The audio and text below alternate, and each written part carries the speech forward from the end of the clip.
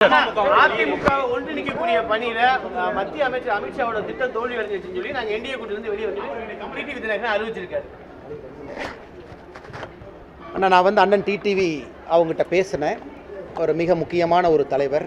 2024 நம்முடைய தேசிய ஜனநாயக கூட்டணி என்டிஏ அதில் மிக முக்கிய தலைவராக இருந்தவங்க, போட்டியிட்டவங்க, தமிழக அரசியலில் நீண்ட நெடிய பயணத்தை பார்த்தவங்க, நிறைய உயரத்தை பார்த்தவங்க, அதே நேரத்தில் நிறைய பிரச்சனைகளும் சந்தித்தவங்க. அதெல்லாம் தாண்டி அரசியல் நிலைத்திருக்கக்கூடிய ஒரு தலைவர், லாஞ்சிவிட்டி. அண்ணங்கிட்ட தொலைபேசி மூலமாக நான் வேண்டுகோள் விடுத்தேன். அவங்களுடைய முடிவை அண்ணன் மறுபரிசீலனை செய்யணும்.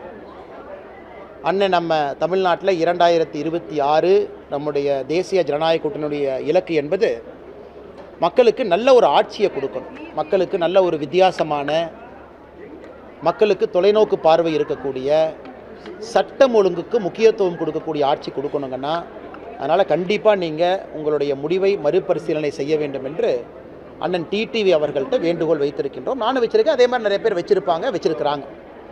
அதனால் அண்ணன் அவர்கள் பரிசீலனை செய்வார்கள் என்கின்ற நம்பிக்கை எனக்கு இருக்குங்கண்ணா. முதல்ல. இரண்டாவது, நாம் தேவையில்லாத சில விஷயங்களை குழப்பிக்கொள்ள வேண்டிய அவசியம் இல்லை.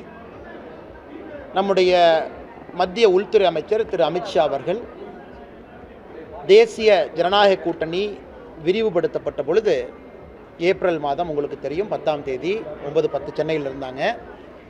அன்னைக்கு நம்முடைய அனைத்து இந்திய அண்ணா திராவிட முன்னேற்ற கழகம், இன்றைக்கி எதிர்க்கட்சி தலைவராக இருக்கக்கூடிய அண்ணன் எடப்பாடி பழனிசாமி அவர்கள் என்டிஏவினுடைய முதலமைச்சர் வேட்பாளராக இருப்பாங்க அப்படிங்கிறத தெல்ல தெளிவாக சென்னையில் உங்கள் முன்னாடி தான் சொன்னாங்க. ஸோ அதன் பிறகு அமித்ஷாஜி அவர்களை பொறுத்தவரை நிறைய நேரம் கொடுத்து தமிழகத்துக்கு வர்றாங்க. எத்தனை முறை மதுரை, அதன் பிறகு திருநெல்வேலி, அதன் பிறகு பாரதிய ஜனதா கட்சியினுடைய மூத்த தலைவர்களை டெல்லியில் தன்னுடைய இல்லத்திற்கு அழைத்து 2-3 மணி நேரம் செலவழித்து பேசிகிட்டு இருக்காங்க. ஸோ அமித்ஷாஜி அவர்களை பொறுத்தவரை மிக உறுதியாக இருக்கிறாங்க. தமிழகத்தில் 2026 மாற்றம் வர வேண்டும், தேசிய ஜனநாயக கூட்டணி ஆட்சி இங்கே வரணும் அப்படிங்கிறத நம்ம தெளிவாக இருக்கிறாங்க. அதனால் எந்த தேவையில்லாத குழப்பமும் வேண்டாம். நிச்சயமாக தமிழகத்திலே நல்ல ஒரு மாற்றம் நடக்கும். அதே நேரத்தில் அண்ணன் டிடிவி அவர்களும் அண்ணன் ஓபிஎஸ் அவர்களும் தங்களுடைய எடுத்திருக்கக்கூடிய முடிவுகளை நிச்சயமாக மறுபரிசீலனை செய்வார்கள் என்கின்ற நம்பிக்கை ஒரு புறம் எனக்கு இருக்குது. காரணம், 2024 அவர்களுடைய நடவடிக்கை. டிடிவி அண்ணன் எந்த சீட்டுமே வேண்டான்னு கூட்டணிக்கு வந்தாங்க. நாமளே கூட்டணியில் இருக்கும்போது கட்சிகள் டிமாண்ட் பண்ணுவாங்க, சீட்டு கேட்பாங்க. எதுவும் இல்லாமல் வந்தவங்க. அண்ணன் முன்னாள் முதலமைச்சர் அண்ணன் ஓ பன்னீர்செல்வம் அவர்கள் ஒரு சாதாரண அரசியல்வாதி கிடையாது. நம்முடைய பாரத திருநாட்டில் எத்தனை அரசியல்வாதிகள், முன்னாள் முதலமைச்சர்கள் ஒரு எலெக்ஷனில் சிம்பிள் இல்லாமல் இண்டிபெண்டன்ட் கேண்டிடேட்டாக எத்தனை பேர் போட்டி போட்டிருப்பாங்க? எனக்கு தெரிஞ்சு இந்திய அரசியல் சரித்திரத்தில் யாரும் கிடையாது. அண்ணன் ஓபிஎஸ் அவர்கள் மட்டும்தான். ஏன்? பாரத பிரதமர் நரேந்திர மோடி ஐயாவின் மீது இருக்கக்கூடிய அன்புக்காக அன்னைக்கு அண்ணன் ஓ பன்னீர்செல்வம் அவர்கள் இண்டிபெண்டன்ட் கேண்டிடேட்டாக போட்டி போட்டாங்க ராமநாதபுரத்தில். அது உங்களுக்கு தெரியும். அதனால் அப்படிப்பட்ட பெரிய உள்ளம் கொண்டவர்கள், நல்ல மனிதர்கள் நிச்சயமாக பரிசீலனை செய்வாங்க. அதனால் இப்போவே தேவையில்லாமல் குழப்பி வேறு யூகங்களுக்கு விடை கொடுத்து நாங்கள் பதில் சொன்னால் அது நல்லா இருக்காதுங்க. துரோகம் தலைவிரித்து ஆடுகிறது சொல்லியிருக்காரு.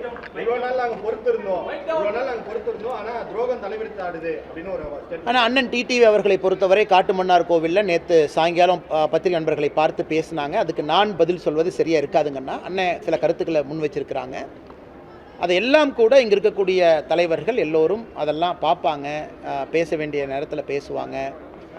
அதே நேரத்தில் எனக்கு தெரியும் அண்ணன் ஐயா ஜி.கே. மூப்பனார் அவர்கள், பத்திரிகையில் நிறையா யூகங்கள் போட்டிருக்கீங்க. மக்கள் தலைவர் ஐயா ஜி.கே. மூப்பனார் அவர்களுடைய சமாதிக்கு நாம் எல்லாம் சென்றிருந்த பொழுது அன்னைக்கு எனக்கு தெரியும் அண்ணன் ஜி.கே. வாசன் அவர்கள் அண்ணன் டிடிவி அவங்ககிட்ட தொலைபேசி மூலமாக பேசினாங்க.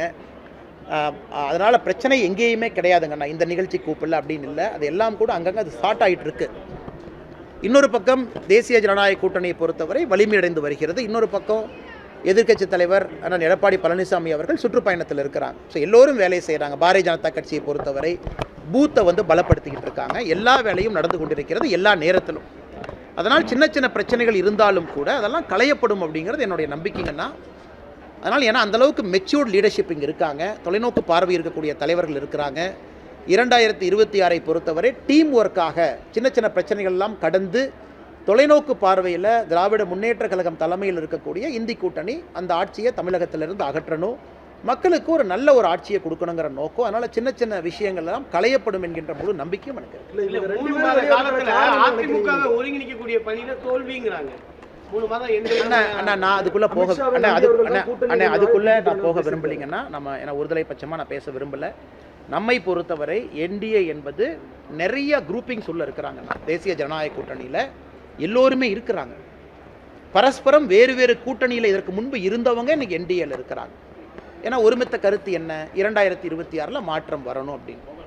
பிரச்சனைக்குரியவர்களும் இருக்கிறாங்க. அதெல்லாம் அதை பொறுத்து நான் பிரச்சனை எங்கே சரி செய்யப்படும் இங்கே சரி செய்யப்படும் நான் பேசலிங்கன்னா, டிஸ்பரேட் குரூப்பிங்ஸ், அதாவது வேறு வேறு மனோபாவம் இருக்கக்கூடிய சித்தாந்தம் இருக்கக்கூடிய குரூப்பிங்ஸ் என்டிஏல இருக்கும் பொழுது காமன் எய்ம் காமன் கோல் என்ன, திமுக தலைமையிலான ஆட்சி இங்கே இருக்கிறத நாம் 2026 வீட்டுக்கு அனுப்பணும் அப்படிங்கிறது. அதனால் பிரச்சனைகள் இருக்குது இல்லைன்னு நான் சொல்லிங்கன்னா, ஆரம்பத்திலிருந்து இருக்கக்கூடிய பிரச்சனைகள் தான். அதெல்லாம் வருகின்ற காலத்தில் களையும் என்கின்ற நம்பிக்கைங்கிற வார்த்தையை நான் பயன்படுத்துகிறேன். ஏன்னா டிடிவி அண்ணன் அவர்களும் அண்ணன் ஓபிஎஸ் அவர்களும் பெருந்தன்மை மிக்க அரசியல்வாதிகள். அவங்க தேர்னா நார்மல் பொலிட்டிஷியன். அவங்க இருவருடைய அன்பையும் நான் பெற்றிருக்கின்றேன். ரொம்ப நெருக்கமாக அவங்ககிட்ட நான் பேசக்கூடிய ஒரு மனிதன், அவங்க மீது மிகுந்த மரியாதை கொடுக்கக்கூடிய ஒரு மனிதன், மரியாதையோடு பார்க்கக்கூடிய ஒரு மனிதன். நம்ம கட்சியில் நிறைய பேர் அப்படி தான் பார்க்குறோம். ஸோ தேர் நாட் பெட்டி ஆர்டினரி பொலிட்டிஷியன், தேர் ஸ்டேட்ஸ்மேன் லெவலில் திங்க் பண்ணக்கூடியவங்க.